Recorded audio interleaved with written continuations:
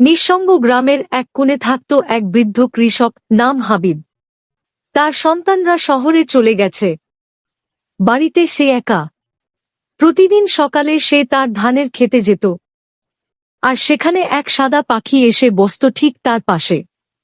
হাবিব প্রতিদিন পাখিটিকে দানা খেতে দিত আর বলতো, তুই থাকিস পাশে, আমি একা না। একদিন প্রবল ঝড় এলো।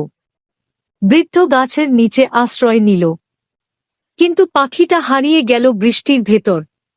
পরদিন আকাশ পরিষ্কার হল। হাবিব খেতে গিয়ে দেখল পাখিটা মাটিতে নিথর হয়ে পড়ে আছে।